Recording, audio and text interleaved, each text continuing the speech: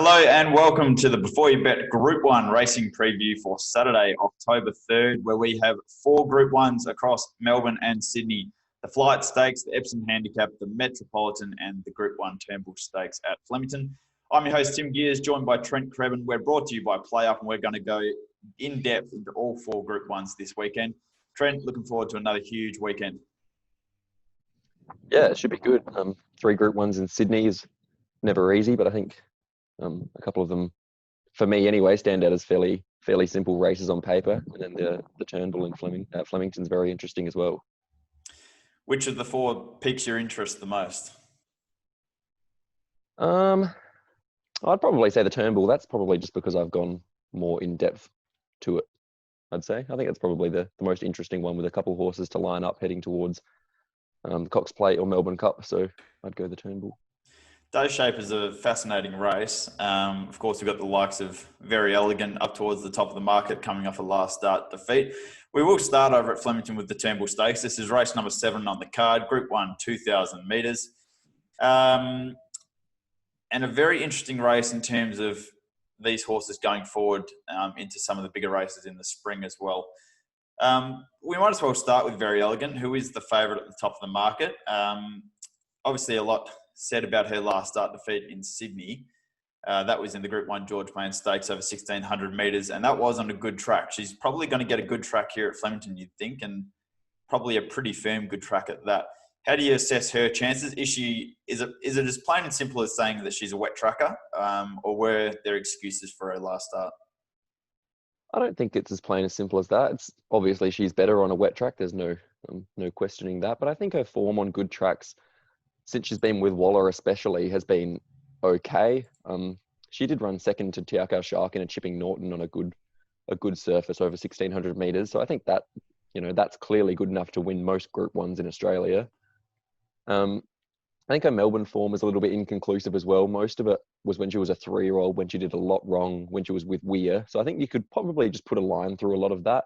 And then her only other run in Melbourne was in a Cox Plate, which was, it was poor, but there was excuses there as well. I think she's probably the best horse in this race, at least the best performed horse. And I think the price that you're getting at around that $4.40, $4.50 mark, I think those kind of wet track issues and the Melbourne form, they're being factored into that price. Because if she came, if this was this field on a soft track in Sydney, she'd be close to $2, wouldn't she? She'd be $2.50 at most. So I think you're getting nearly double that price just because of those factors. I think she's a great chance. I've got her on top in the race. I think she maps quite well. Mark Zahra takes the reins, which is obviously a big tick. J-Mac obviously not being able to come down, but Mark Zahra is a great jockey and he's in good form. I think she maps well. She can just kind of settle where she's comfortable, probably one off the fence midfield. And I think if she brings her best form, she's going to be very tough to beat here. A couple of other runners to go through. It's obviously a very high quality field. We've got probably the Melbourne Cup favourite here in Surprise Baby, or at least very close to. He draws barrier 1, obviously coming off a big run first up in the Group 2 Fian Stakes at Moonee Valley behind Humidor. Humidor we saw run well again last weekend in Group 1 company. Surprise Baby 2 from 2 second up. How do you see him on the map from barrier 1 and how do you see him lining up here? Yeah, the map is just the main issue there. I've got him, best case, I think I can get him 4 back the fence. Worst case would be last the fence. So, looking 5, potentially even 6 back, which obviously isn't going to be ideal. If anyone's going to be able to get him to settle closer out of the gates, it's going to be Willow. He just seems to have a knack for doing that. We see it with Behemoth a couple of times where he's got him to jump right at the front of the field. But I just don't think the map is good for Surprise Baby. Drawn barrier 1. He's a big kind of striding horse. He likes to get out in clear air and really rip down the outside. His run first up in the Fian was very good. Probably swapped the run with Humidor and he probably gets the win there. Humidor obviously came out and ran very well on the Underwood. So I think his price is probably fair enough. I'm going to be risking him just on that map basis, but he could come out and prove too strong and would, make him very hard to beat in a Melbourne Cup. Okay, another runner that you've obviously had a lot of time for since they've come over to Melbourne is number 14, Superstorm. Interesting preparation here, going from 1,100 first up to 1,400 metres of the Sir Rupert Clarke last start, now straight up to 2,000 metres. Interesting prep. Do you rate him a chance here? Barrier 12. Yeah, it's a really strange prep for Superstorm. He had no luck in that Rupert Clark. He probably should have run second to Behemoth there. I just thought that the Toorak handicap over 1,600 metres would be the logical next step for him.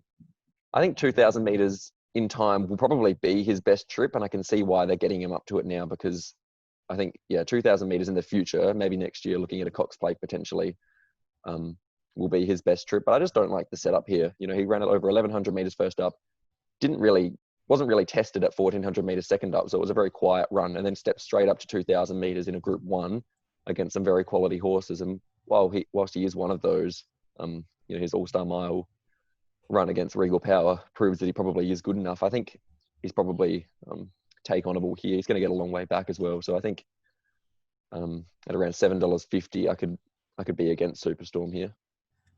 I just wonder if because I think the plan when they originally came over was to have him set for the Golden Eagle, which is 1,500 metres in Sydney. I just wonder after the last start whether they've decided, he's a 2,000 metre horse. We need to get him to 2,000 metres, and this is just the option that comes quickest. So, yeah, it will be interesting. I've always thought, at least this preparation, that his best would be over 2,000 metres. Whether or not the best prep for that is 1,400 metres up to 2,000 metres is the question. But once again, interested to see how he can go. Now, I know you like one of big odds here, number 11, Harlem. So third up from a spell, he comes out of the Maccabi Diva and the Memsie. Take us through your thoughts on him. He's currently $21 to play up. Yeah, I think you can make a case for Harlem, just basically off his 2 Australian Cup wins in the Group 1s at this track and distance, where he bobbed up at big odds both times. He's 40-1 at both chances there.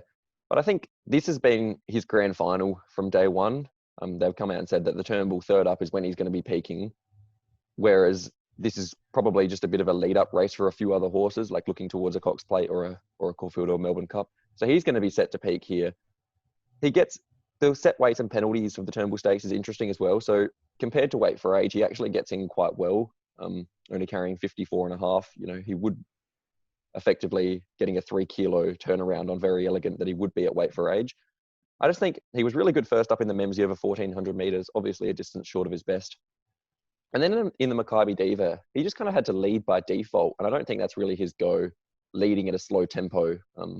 It's just not the way to ride him. So I think taking a sit here, he draws out wide in barrier 11, but I think they will push forward and settle. I've got him actually mapping really nicely, 1 out, 1 back. So I think he's going to be in a nice position. Yeah, as I said, he's going to be set to peak here, third up. And I just think at the price for a horse that's shown that he can bob up at big odds at this track and distance, I think you have to have him on your side, or at least respect him in the marketplace here.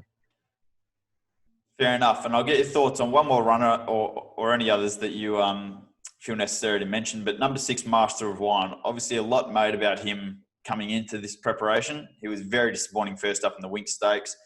He did show glimpses last start, though, in the Maccabi Diva, just 1.8 lengths off the likes of Fierce Impact and Russian Camelot. Third up from a spell now, 2,000 metres, drawn well, barrier 4. Is this the day that it really stamps his sprint credentials, or are you happy to take him on? Yeah, I was really thought Master of Wine was the clear danger to Very Elegant. I went into this race kind of just looking at the field, thinking that he'd probably be the one I find on top, and I kind of went in a little bit deeper. And I thought his run in the Maccabi Diva was solid, but you look at kind of the horses around him, they weren't amazing. Like Sosi Bonds come from behind him and gone straight past him. He's kind of only just, finishing alongside Dalasan here, who's a chance, but he's not really a Group 1 kind of weight for age star. So I think while his run was good and it shows that he's kind of getting back to something near his best, Very Elegant has still had his measure. First up in the Wink Stakes, last preparation in the Queen Elizabeth. I know Master of Wine raced wide there and it wasn't a soft track, so it probably advantaged Very Elegant. But you can't sit there and say that Very Elegant or Master of Wine is a better horse than Very Elegant at this stage, just based on what they've done so far. So I think Very Elegant's probably the horse to beat here. Master of Wine does look to be on track, I think, again for a Caulfield Cup. And I think that's probably when we'll see the best of him peaking there at 2,400 metres. So I think while he's a definite winning chance and probably the main danger, I'm probably just going to be taking him on, but definitely include in any quaddies or exotics for sure for Master of Wine. Fair enough. So we'll go through how you're going to play the race from a betting point of view. If you had $100 to spend, how would you allocate those funds? I would probably go $80 Very Elegant, $20 Harlem. Keep it simple. 80 and 20. Okay. If I was to bet, I would. Oh, I struggle with this every week. Yeah. I'm going to go Very Elegant for my saver. So something like $20 on Very Elegant. Maybe $30 Superstorm. Maybe it's because I'm from WA, but I'm scared. I'm scared of Superstorm getting up to 2,000 meters. And if there is one thing I would say also about this stable is that most stables, 1,400 up to 2,000 meters is just a pen job for me, but this stable is a little bit different. I tend to just let that slide with this stable, and another stable I let it slide with is Paul Prushka's, and I think Surprise Baby $6 here or thereabouts is also a good bet. Barrier 1 concern for me, but I think he can win. So 20 Very Elegant, 30 on Superstorm, and 50 on Surprise Baby for me. In the Group 1 Turnbull Stakes, race number 7 at Flemington this weekend. We'll shoot over to Randwick, where we've got 3 Group 1s on the card. Those being the Flight Stakes, the Epsom Handicap, and the Metropolitan. The first of those is race number 5. That's the Group 1 Flight Stakes for the 3-year-old fillies over a mile. And on paper, would you say this is a 2-horse race, Trent? Yes, I would say that. I was going to make a comment about how it's a 1-horse race, but I do agree. I think it's a clear 2-horse race between Dame Giselle and Hungry Heart. I'll let you take the reins and who you like in the race. I think you're sticking with the proven formula here. Yeah, well, there's been a lot of talk about how getting up to the mile will suit Hungry Heart better, and she should be able to turn the tables on Dame Giselle. But I think that's doing a little bit of disrespect to Dame Giselle, who's done absolutely nothing wrong in 3 starts this preparation. 3 starts, 3 wins. And the way she travels into the race just gets me every time. I think she just travels so beautifully into the race at about the furlong, and then she kind of lets down with a really nice turn of foot. And I don't see that changing up to 1,600 metres. She's shown she can do it at 1,200. She's shown she can do it again at 1,400 metres. Whether she sits wide, with cover, whatever it may be, she just travels into the race so beautifully. And I just think stepping up to the mile, that's not going to change. The query here and the interesting thing is the speed map. She draws barrier 1, so she's going to be, in all likelihood, locked away behind the leader on the rail. And then it turns into a game of where J-Mac gets on Hungry Heart from barrier 4. Does he try and ride a little bit more aggressive to sit outside of Dame Giselle? In which case, if he can sit to the outside of Dame Giselle, he's probably got the ability to lock her in at least and potentially get first run on her. If Hungry Heart gets first run on Dame Giselle, then I think Hungry Heart's going to win. But if Dame Giselle gets first run on Hungry Heart again, I think she's going to take a lot of catching. And I don't see the step up to the mile being the defining factor in them turning the tables. So for me, I'm going with Dame Giselle again. I've been with her all preparation, and I don't want to jump off just yet. Hungry Heart, she's had a couple of chances to run her down and hasn't been able to do so yet. Yes, I can see that stepping up to the mile is going to suit her. But yeah, this race is really interesting from a tactical standpoint. Now, I know you're in the corner of Hungry Heart, so you can now retort against what I've just said.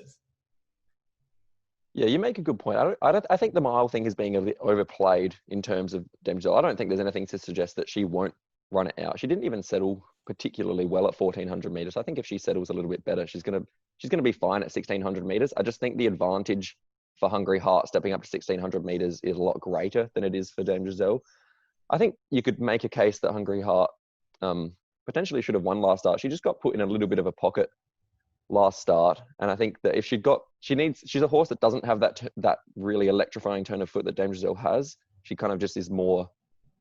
She can reel off some strong last 600 meters, but she just needs to be rolling and have momentum. I just think that sit and sprint kind of where she got put in a pocket and had to try and pick up Dame Giselle, who'd already taken off, didn't really work for her. So I think with clear air and being able to build into the race a lot better, I think she's going to be more suited here. If Dame Giselle gets a gap along the inside or something like that and is able to sprint quickly, is probably her best chance of maintaining that unbeaten record against Hungry Heart. But I think Hungry Heart maps beautifully. I think she can land one out, one back, and pocket Dame Giselle. And I think from there, she's going to have first run, like you said, and I think she's going to be very hard to beat. But I do concede that Dame Giselle has that turn of foot to win her races. So there you go. I'm with Dame Giselle, Trent's with Hungry Heart. Any others in the race worth mentioning? Montefilia, she was first up off a 6-week break last start in that same race behind Dame Giselle and Hungry Heart. She was beaten 2.3 lengths. She gets back up into the mile now.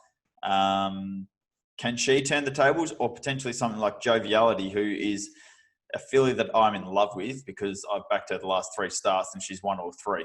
But she does step up from, midweek kind of company. No, I think Montefilia is probably the clear third pick. She's going to love the 1600 meters as well. So she'd be the one in for third there. And I think Miravel, number 6, is really going to appreciate stepping up as well. She was beaten just over 5 lengths by Dame Giselle last start, but she was really strong through the line. I think she's a potential Oaks filly. So I think they look the 4 for me. But yeah, pretty keen, Hungry Heart to beat Dame Giselle and Montefilia. Okay, $100 betting strategy. My 100's going straight on Dame Giselle. Yeah, straight on Hungry Heart for me. Okay, we'll move on to the Group 1 Epsom Handicap. This is race number 7 on the card. This is over 1,600 metres as well. We have a big field, as we typically always do in this race, with the large spread in the weights, although top weight Colding's been scratched. So Mr. Seawolf now carries top weight of 56 kilos. Interesting race, wide open race. I'll go first. There's 2 horses here that I'll be playing, and I've already mentioned these 2 horses in our Best Bets preview video. We'll try and throw the link to that one below here. But the 2 horses that I fancy most are number 9 Wild Planet and number 12 Funstar. They ran the Quinella last start in the Group 2 Theo Marks over 1,300 metres at Rosehill. They both step up to the mile, third up from the spell now. Wild Planet should be undefeated this preparation. He had no luck first up in the Show County Quality behind Ray Heron and Probabile. He probably should have gone very close to winning that. And he atoned for that with victory last start in the Theo Marks. Third up, he's got a great record, 2 wins and 2 placings from 4 starts. Draws very well, barrier 6. I think he should get a pretty similar run to the one he got last start. And with any luck, I just think he's a horse that's flying and can win again. Funstar, I think the thing for her is all preparation they've said, we think her best distance is 1,600 metres.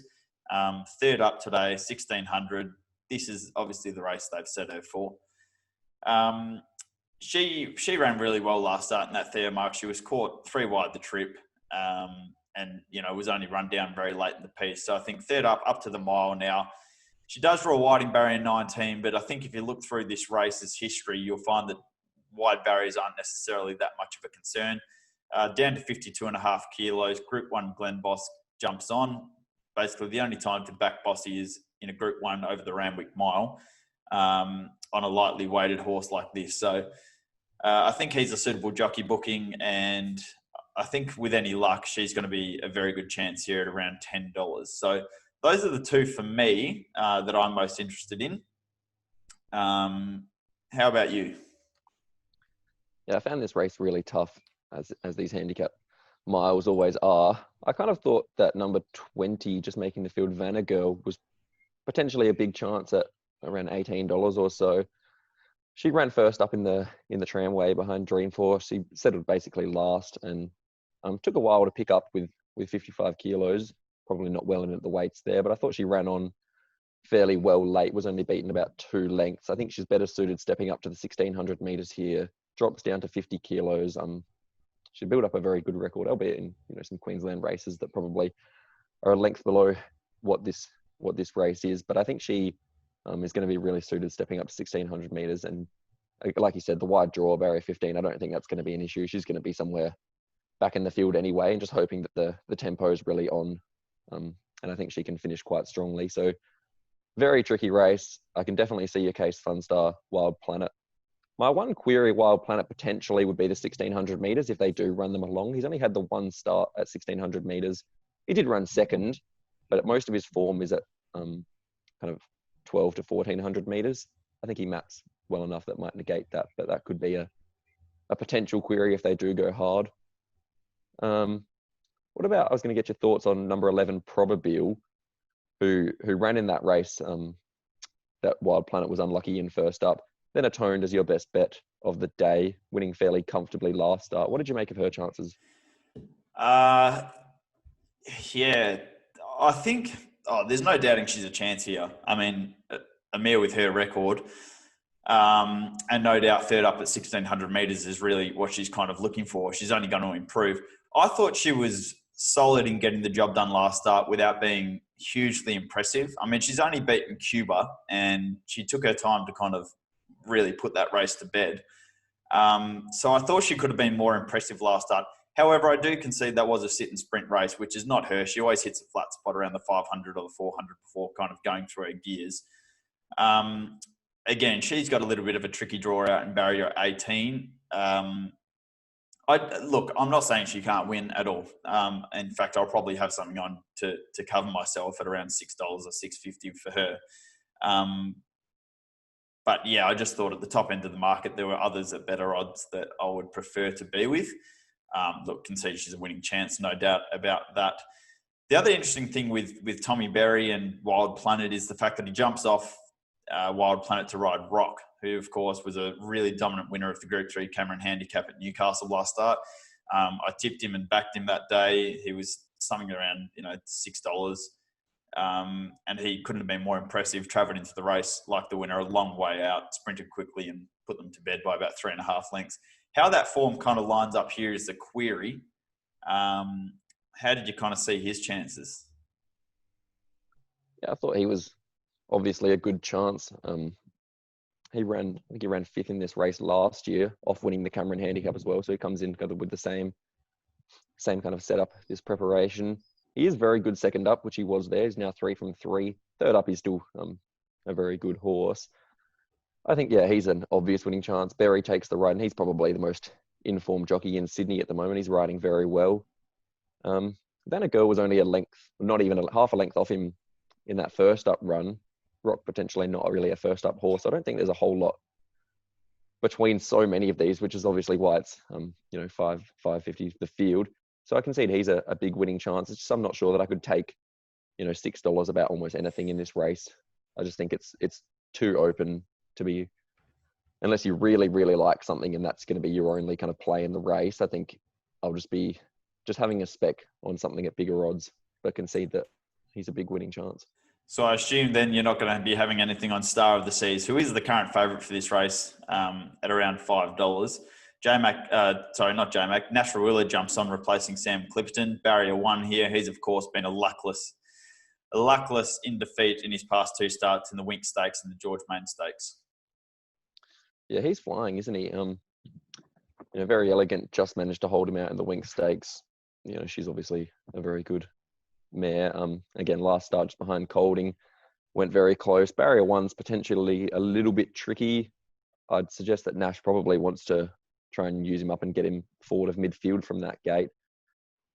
I always had him pegged as a little bit more of a wet tracker, but his run last start was on a good track and he was very strong. So he's another one, probably gets in quite well at the weights, really, with only 55.5 kilos, considering he's been taking on, the weight for age, really strong horses in Sydney. So he's a big chance as well. He's just another one that I just don't want to take, $5 or so about in such a hard race.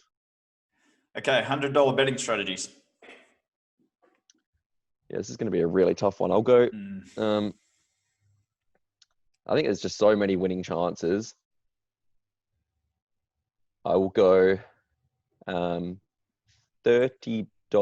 each way Vanagirl and 20 each way Funstar. I think Funstar is a big chance.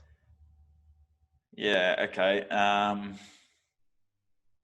Look, I like to just bet on the nose more than each way, but you could back 5 or 6 in this race. I would be going. Oh, geez. You really need to work this out before you actually. I do need to work this out before we start asking and recording. You're correct. However, I'll go 50 on Funstar and 50 on Wild Planet. There you go. There you go. Easy. Keep it nice and simple. Okay, the final Group 1 of the day comes up in race number 8. It's the Group 1, the Metropolitan, and this is potentially the lowest Group 1 of the year.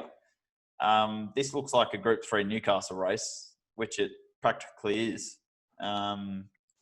Which leads me to Mugger 2, who of course won the Group 3 Newcastle Gold Cup last start. He's won his last 3 starts. Comes into this as the favourite, currently around 260, 280 across the board. Does he just win again? Yeah, he does just win again. He's just too good for these horses. It's basically the same field that he beat at Newcastle. He did that pretty comfortably, winning by 1.5 lengths. A couple of them made him slightly better at the weights, but not enough to turn the tables. I think 2,400 metres, he ticked that 1.5 mile box last start comfortably. I think he maps beautifully from barrier 7. He can just sit midfield, one off the fence, maybe 3 wide, just peel out, and he's going to be far too good for these. I think he will be winning again. Thoughts? Yes, I share those thoughts. I mean, we went through this before, but if you look at the Metropolitan, the winning weights over the last few years, 54 kilos, 51, 50, 54, 55, 56, 55, 53, 52. So really those down in the weights are favoured in this race. Not that he carries a huge weight with 57, but it's then a case of finding what down in the weights can beat him. Zabrowski's a horse that we've talked about a lot over the last few weeks on this show. Is he good enough, and is this his race? Now stepping up to 2,400 metres, 4th up from a spell. Is this where we see his best? Yeah, he's the only danger for mine. I can't see anything else winning outside of Mugger 2 or Zabrowski. I thought he was, we had him as a horse to follow out of the Wink Stakes when I thought he ran really well. He was potentially just a little bit flat second up. I think it was in the Chelmsford. Last start, he carried 56 kilos. So he was carrying, basically level weights with Taikamochi. We're carrying more weight than a horse like Shared Ambition. And I thought he ran okay. He was kind of just off the pace, kind of just plugged away. It's potentially better ridden a little bit colder, a little bit further back in the field. Drops down to 50 kilos here, which is a huge tick. 2,400 metres will be no problem. I think he's going to be set to peak here by the Hawks camp, who can do that. A good track maybe is a touch of a query. I think he's a little bit better on soft. I think barrier 4, he should be mapping fairly well from barrier 4 there midfield. And yeah, with 50 kilos, I think he's the only danger to Mugger 2. And I just can't see anything else being good enough or being well weighted enough to win in this race. So Hush Rider ran second to Mugger 2 last start in the Newcastle Gold Cup. That was on a soft track. He's had 8 starts on wet ground for just the 1 minor placing, which was last start. Third up 2,400, getting back onto a firm surface. You don't see him being able to turn the tables on Mugger 2. He does get a little bit of a weight swing on him as well. Yeah, like you could make a case for him. He's going well. He ran really well first up at Wyong as well. I just think that Mugger 2 clearly has his measure. That 1.5 length victory was pretty soft. So I think just Mugger 2 is just going to be too good for him again. I said you could make a case for him, especially if the track is playing very leaderish from barrier 2. He'll probably get every chance to find the fence. But I just think that the only horse you can take out of that Newcastle form is Mugger 2. And you'd just be eating into your profits, really, if you tried to save on Hush Rider, in my opinion. Brimham Rocks, Chris Waller, loves this race. Comes here third up from a spell. He's improved nicely from his first run to his second run. Second up, he's had 8 starts for just 3 minor placings. And then third up, he's had 6 starts for 2 wins and a second. Profiles nicely coming into this race, dropping into the weights down to 53.5 kilos. Can he win this third up from a spell for Waller? You've got to really respect Waller in all these races because you just know that he's going to have something set to peak, absolutely incredibly, and you'll have to watch the market late with him. I thought, he was a chance, but another one that was probably well enough found. Zabrowski, he finished not far in front of Zabrowski there, and I think Zabrowski meets him a couple of kilos better at the weights. So I think, he's a winning chance. Barrier 16, maybe they push forward on him. They pushed forward on him last start from a middle barrier, so potentially he's forward of midfield. But I just think that he probably doesn't have the class to tackle Mugger 2, even with about 4 kilos off him. And I just think that Zabrowski out of that race is better weighted. Okay, there's 2 huge odds I'm going to throw up here. The first is number if I can find them where they are. Number 5, Raheen House. He's done absolutely nothing in 2 starts back from a spell this preparation. But he did similar in his first 2 starts last preparation and then came out and won the Chairman's Quality Group 2 race over 2,600 metres at this track. Now, that was on heavy ground. However, he's not hopeless on good ground. So I would include him. He's currently around $61, $61 to $101. So I would have just a little nickel on him at the huge odds. And the other one I'll be having something small on is number 15, Paths of Glory. He won the Wyong Cup first up from a spell, then finished 4th to Mugger 2 last start in the Newcastle Gold Cup. That was on soft ground. I think getting back onto good ground is a real positive for him. He's had 3 starts on good ground for 3 wins. So I wouldn't completely discount him dropping down to 50.5 kilos at the bottom of the weights. He's currently around $21 to $26. So I think that's just about summed it all up. Let's go with our $100 betting strategies. I'll go first this time. I will be having $10 on Raheen House at about 100 to 1. I'll be having $10 on Paths of Glory at around 21. Let's see what it is. $21 with PlayUp. $10 on him. I'll be having $20 on Brimham Rocks at $8.50 with PlayUp, and that will leave me $60 on Mugger 2 at $2.80 with PlayUp. Your $100 Excellent. betting strategy. I will be having, I think I'll go 80 and 20 again. 80 Mugger 2, 20 Zaborowski. Easy. Fair enough. All right, that's our 4 Group 1s. Hope you've enjoyed them, guys. I hope that we found some winners for you. Trent was just bragging off there about how he's picked the winner of every single Group 1 race he's previewed so far. So he's certainly in some form, and hopefully he can continue the trend and continue finding new winners across the weekend. If you want to find all our race-by-race previews, head to beforeyourbet.com.au. We'll try and throw the links in the description below. We'll also throw links to our Best Bets preview video, which you can also find on our YouTube channel. Make sure you subscribe so you don't miss a beat. Trent, all the best of luck this weekend. Any parting comments for the viewers? Just back me in the Group 1s. See you guys.